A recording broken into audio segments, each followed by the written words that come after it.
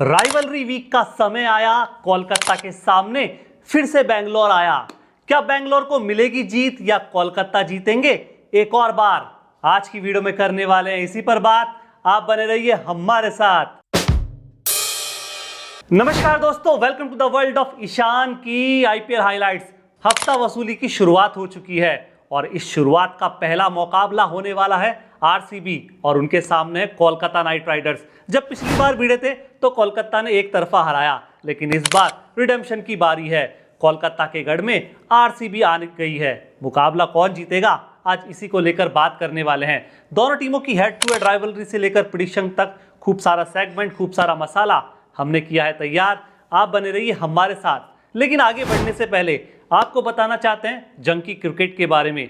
अच्छी एप्लीकेशन है, बहुत शानदार टेलीग्राम चैनल है। लगातार अच्छे प्रिडिक्शन और क्रिकेट एनालिसिस ये अपने टेलीग्राम चैनल पर देते हैं। इनका एक व्हाट्सएप नंबर भी है जिन पर आप कनेक्ट होके अच्छी मैच की प्रिडिक्शन प्राप्त कर सकते हैं। टॉस प्रिडिक्शन हो, सेशन प्रिडिक्शन हो या फिर मैच का प्रिडिक्शन हो, सबसे अच्छी बात अच्छी स्मॉल लीग की टीम भी ये मैच से पहले देते हैं। फटाफट से ज्वाइन कीजिए इनका टेलीग्राम चैनल, जिसका लिंक हमने डिस्क्रिप्शन में दे रखा है। कोलकाता और आरसीबी की हेड टू हेड राइवलरी में भले ही मुकाबले 33 के हुए, लेकिन मुकाबले ये 36 जैसे ही लगते हैं। आंकड़ा 36 वाला दिखता है, लेकिन मुकाबले में ज्यादातर बाजी मारी है कोलकाता नाइट राइडर्स ने। इस सीजन जब दोनों टीमें एक दूसरे के आमने सामने थी, वहां पे कोलकाता एक तरफा जीती, लेकिन ये मुकाबला कोलकाता के गढ़ में है। मुकाबला कोलकाता के गढ़ में है। आरसीबी के रिकॉर्ड यहाँ पर थोड़े से फीके जरूर, लेकिन विराट कोहली का बल्ला चलता है। वैसे पिच स्लो है, स्पिनर्स को मदद करने वाली है।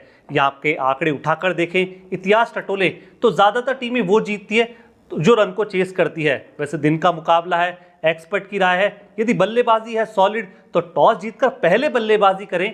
बेशक स्कोर बहुत बोर्ड पर अच्छा लगाए, जीत आपके पक्ष में आ सकती है। क्या आरसीबी यहां से जीतेगा? वैसे आरसीबी और कोलकाता इस मैदान पर 11 बार एक दूसरे के आमने सामने हो चुके हैं। 7 बार कोलकाता ने बाजी मारी, 4 मुकाबलों में आरसीबी को जीत मिली। अब बात करते हैं दोनों टीमों की स्ट्रेंथ और वीकनेसेस के बारे में, जहां पे कोलकाता नाइट राइडर्स और इनकी सबसे बड़ी स्ट्रेंथ पावर हिटिंग इन पावर प्ले, जहां पर आते हैं 2 ओवरसीज बल्लेबाज फिल सॉल्ट, सुनील नारायण। नारायण कमाल की बल्लेबाजी करते हैं, लाजवाब प्रदर्शन करते हैं और शुरुआत के 6 ओवर में ही बता देते हैं कि कोलकाता मैच में किस ओर जाने वाला है। स्ट्राइक रेट उठाकर देखिए, 187 का सुनील नारायण का, फिल सॉल्ट 151 का। ताबड़तोड़ बल्लेबाजी करने के लिए ये जाने वाले खिलाड़ी हैं। सबसे अच्छी बात है केकेआर के पास बेस्ट फिनिशर्स हैं जो लगातार 200 की स्ट्राइक रेट से रन बनाते हैं। सबसे बड़ी बात है कि जो 16 से 20 ओवर की इनिंग होती है, वहाँ पे इन बल्लेबाजों का स्ट्राइक रेट 250 और 300 तक जाता है, जिसमें आंद्रे रसल का नाम आता है, रिंकू सिंह दिखते हैं और नजर आते हैं रमनदीप सिंह। सबसे अच्छी बात कोलकाता की ये भी है कि इनकी बॉलिंग लाइनअप लाजवाब दिख रही है, खासकर स्पिन गेंदबाजी जिसमें सुनील नारायण दिखते हैं। इनकी इकोनॉमी लाजवाब दिखती है। इकोनॉमी लगभग 6.5 की, यानी T20 में 6.5 की इकोनॉमी ये बताती है कि बल्लेबाज ज़्यादा परेशान होते रन बनाने के लिए और सुनील नारायण ज़्यादा मौके देते नहीं है। इसी शैली की गेंदबाजी वरुण चक्रवर्ती करते हुए नजर आते हैं। वैसे सबसे अच्छी बात है 2 इंडियन पेसर्स भी यहाँ पर आपको दिखेंगे, हर्षित राणा, वैभव अरोड़ा, और इनका भी परफॉर्मेंस लाजवाब दिखा है। लेकिन कुछ प्रॉब्लम्स केकेआर इस स्क्वाड और प्लेइंग 11 में देखेंगे, जहां केकेआर थोड़ी सी झूठती हुई नजर आती है। और जो गेंदबाजी की हमने तारीफ की, उसी तारीफ में से थोड़ी सी कमियां हम बता देते हैं, और इन कमियों में है बल्लेबाजों के सामने इन गेंदबाजों की इकोनॉमी। सबसे बड़े प्राइस पर मिचेल स्टार्क को खरीदा और सबसे खराब इकोनॉमी इसी खिलाड़ी की है। लगभग 11 की इकोनॉमी से रन पिटाते हैं, खूब खर्चीले होते हैं और इनकी गेंदों पर खूब पिटाई बल्लेबाज करते हैं।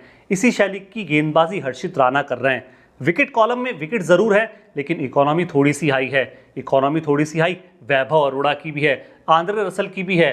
सिर्फ एक सुनील नारायण ही है जो ठीक ठाक इकोनॉमी में गेंदबाजी करने वाले खिलाड़ी हैं। वरुण चक्रवर्ती की इकोनॉमी भी 9 से ऊपर दिखती है। सबसे बड़ी प्रॉब्लम केकेआर की ये भी है कि डिपेंडेंसी है, जहाँ पे ओवरसीज खिलाड़ियों पर बहुत ज़्यादा कोलकाता नाइट राइडर्स निर्भर है।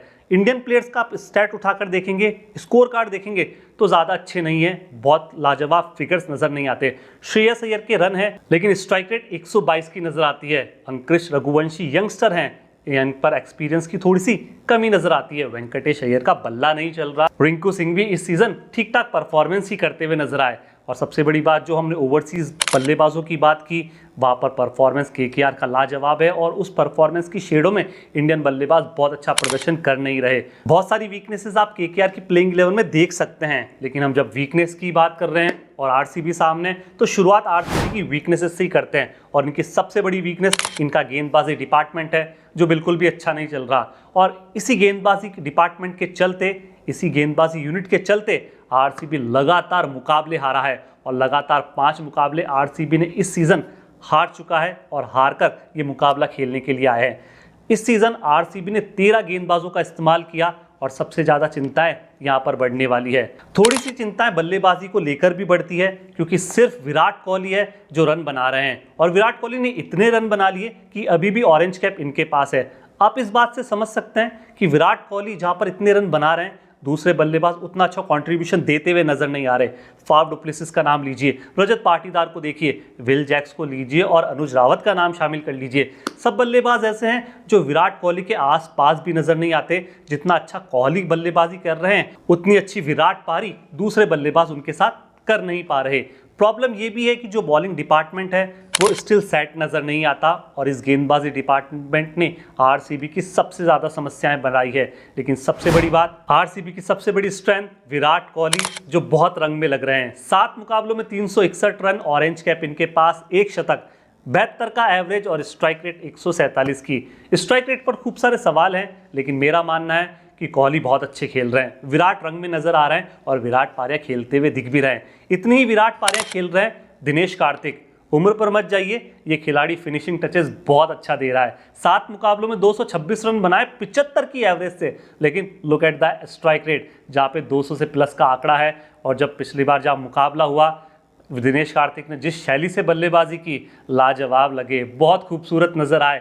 और जो आरसीबी के ये 2 बल्लेबाज हैं, पूरा अनुभव झोंकते हुए नजर आते हैं। दोनों टीमों की प्लेइंग 11 बनाते हैं। कोलकाता की प्लेइंग 11 में फिल सॉल्ट, सुनील नारायण दोनों ओपन करने आएंगे और दोनों पर बड़ी जिम्मेदारी एक बार फिर पावर प्ले में रन बनाने की होगी। नंबर 3 पर अंकृश रघुवंशी, नंबर 4 पर आएंगे श्रेयस अय्यर, फिर नाम आता है वेंकटेश अय्यर का, फिर नाम आता है आंद्रे रसल का। इन तीनों बल्लेबाजों को मिडिल ऑर्डर में परफॉर्मेंस करना होगा। यदि केकेआर के टॉप ऑर्डर से रन नहीं आए तो केकेआर यहाँ पे फंसने वाली है।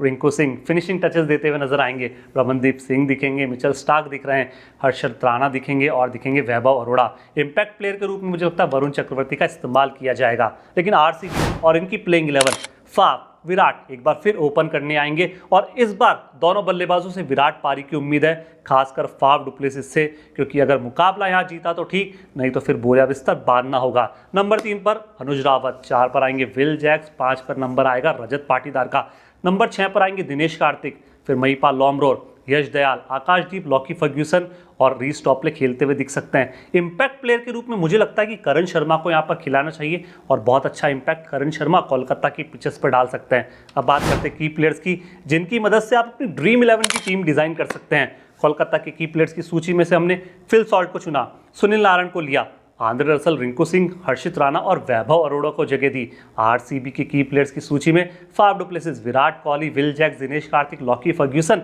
और रीस टॉपली को चुना। अब वो सेगमेंट जिसका रहता है आप सभी को इंतजार, इस मुकाबले के लेकर हमारी प्रेडिक्शन।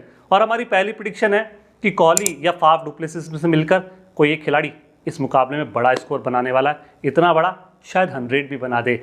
आरसीबी के गेंदबाज इस बार इस मुकाबले में थोड़ा सा अच्छा प्रदर्शन करने वाले हैं। केकेआर के फिनिशर्स आरसीबी के फिनिशर से ज़्यादा अच्छे रन बनाने वाले हैं और पावर प्ले में केकेआर को एडवांटेज दिख रही है। लेकिन अब सबसे बड़ी बात कि मुकाबला किस ओर जाएगा, क्या आरसीबी अपनी पिछली हार का बदला ले पाएगी या केकेआर फिर से मुकाबला जीतेगी? दोस्तों क्या लगता है आपको? मुझे तो लगता है यार आरसीबी जीत जानी चाहिए, लेकिन आपकी क्या राय और आपका क्या ख्याल है? कमेंट बॉक्स में आपकी राय का इंतजार। शुक्रिया, बहुत बहुत धन्यवाद।